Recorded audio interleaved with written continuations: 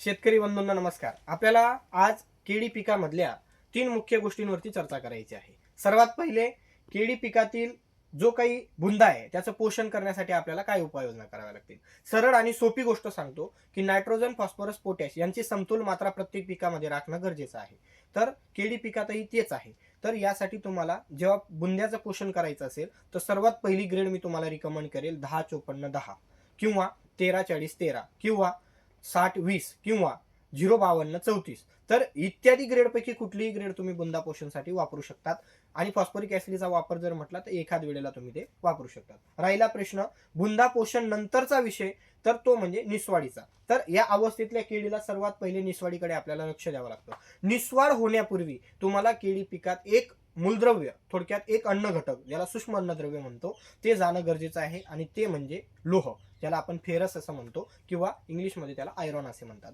तर आयरॉनची मात्रा तुमच्या केळीमध्ये वाढली पाहिजे। आयरॉन वाढण्यासाठी तुम्हाला सर्वात पहिले आयरॉन कोणत्या फॉर्ममध्ये वापरलं गेलं पाहिजे तेही ज्ञान असणं गरजेचं आहे। तर त्यासाठी EDTA ऐवजी एड्डा आपण रिकमेंड करतो। 1500 ग्रॅम ने 1500 ग्रॅम एड्डा फेरस तुम्हाला वापरायचा आहे। दुसरी महत्त्वाची गोष्ट, केळी पिकातील निस्वाड उशिरा होते तर अशा वेळेला 0946 किंवा 04247 या खतांचा तुम्हाला वापर करायचा आहे।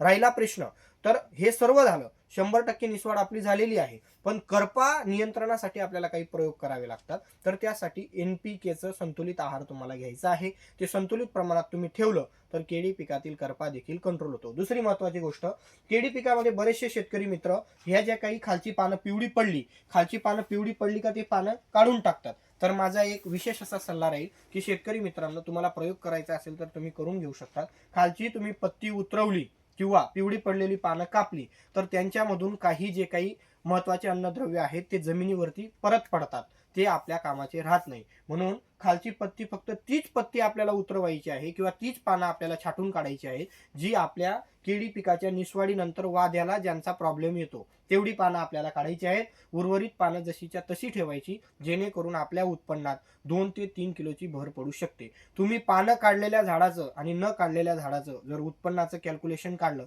तर कमीत कमी 2 किलोची घट त्यामध्ये आपल्याला दिसून येते।